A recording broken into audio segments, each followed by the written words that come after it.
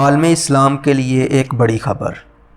1 صدی سے بند آیا صوفیہ مسجد میں پھر نماز ادا ہوگی۔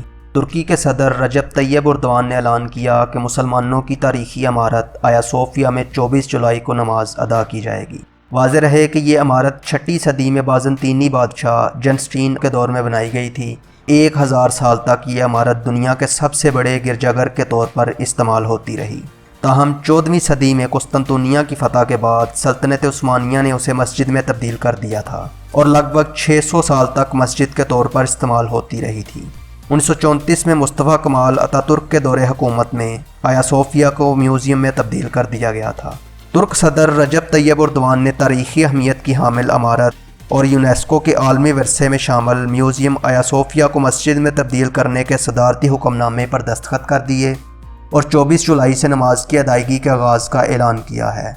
ترکی کی اعلیٰ عدالت کونسل آف اسٹیٹ کی جانب سے آیا صوفیہ کو میوزیم سے مسجد میں تبدیل کرنے کے حق میں فیصلہ آتے ہی میوزیم کو مسجد میں تبدیل کرنے کے لیے صدارتی فرمان پر دستخط کر دیے۔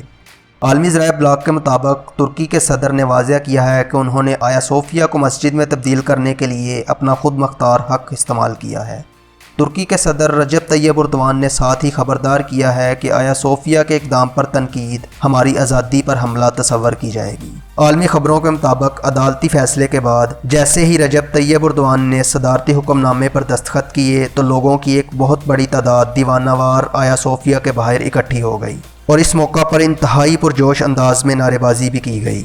آیا صوفیہ کے باہر ہزاروں کی تعداد میں مرد اور خواتین نے نماز کی ادائیگی بھی کی۔ نماز ادا کرنے والے ایک ترک شہری نے اپنے جذبات بیان کرتے ہوئے کہا کہ آیا صوفیہ کے سامنے نماز کی ادائیگی ایک حیرت انگیز احساس ہے۔ لوگوں کا مزید کہنا تھا کہ ایسا محسوس ہوتا ہے کہ استنبول کو دوبارہ فتح کر لیا گیا۔